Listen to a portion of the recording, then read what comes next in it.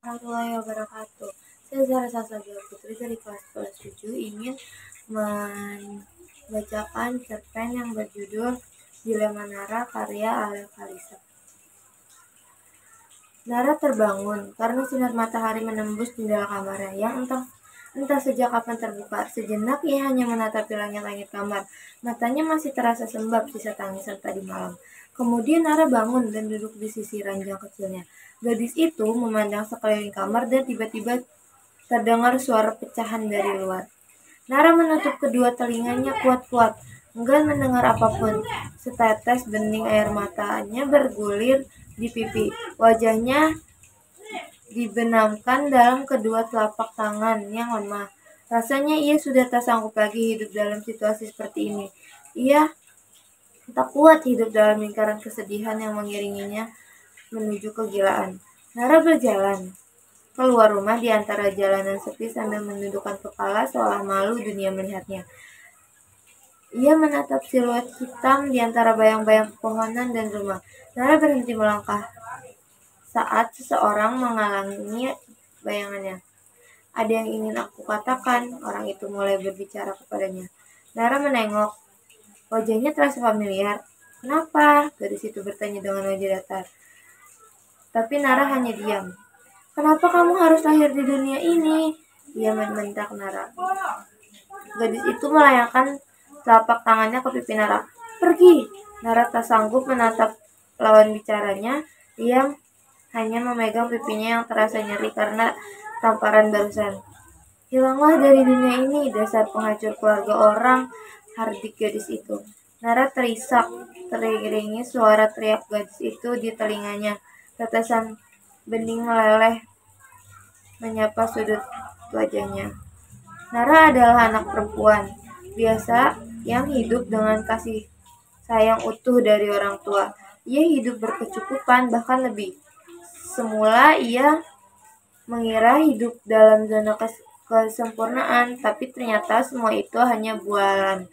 Ayah ternyata seorang pria yang telah berkeluarga. Saat itulah ia menyadari ibunya adalah istri kedua ayahnya. Keluarganya tidak diinginkan oleh semua orang. Ibunya dianggap wanita tak punya harga diri. Tidak ada yang sudi berbagi nafas dan tempat dengan keluarga Nara. Mereka tidak pernah mau tahu separah apakah kerusakan jiwa yang mendera orang yang mereka cemooh. Istri pertama ayah Nara adalah sahabat dekat ibu Nara.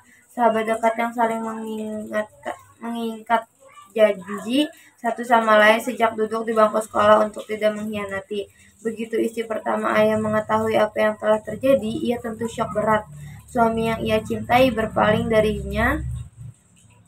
Sahabat yang paling ia percayai mengkhianati dalam waktu yang sama.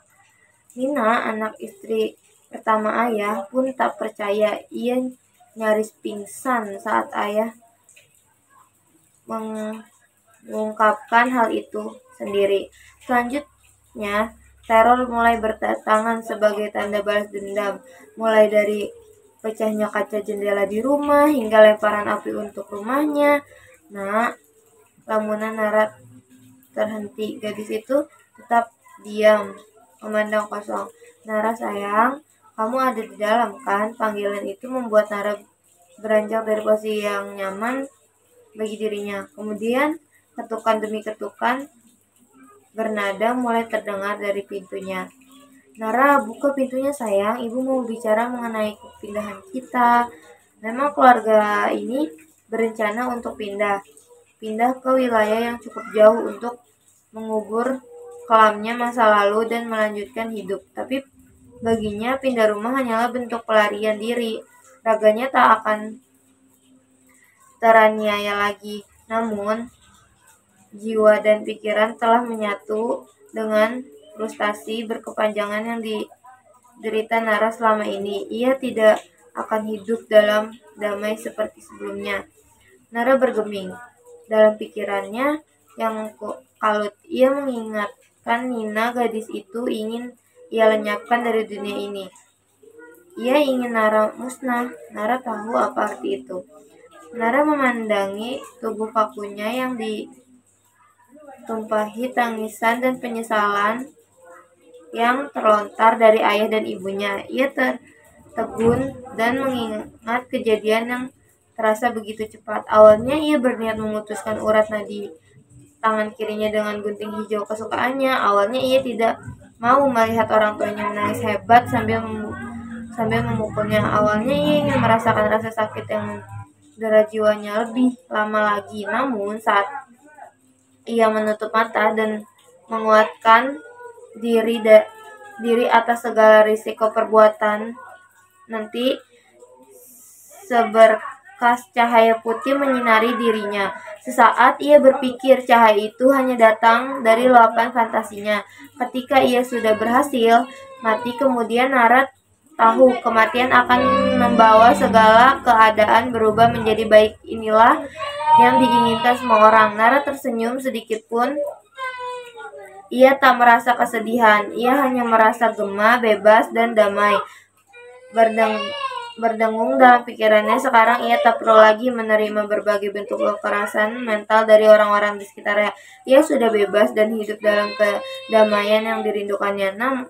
Nara menutup matanya, merasakan seluruh sensasi dan kenikmatan damai mengalir, dan sekujur tubuhnya berkas cahaya itu kembali datang untuk menyinari tubuhnya, menuntun gadis kecil itu menuju dimensi lain, dimensi yang akan membawa menuju keabadian. Itu saja cerpen dari saya, kurang lebihnya mohon maaf. Wassalamualaikum warahmatullahi wabarakatuh.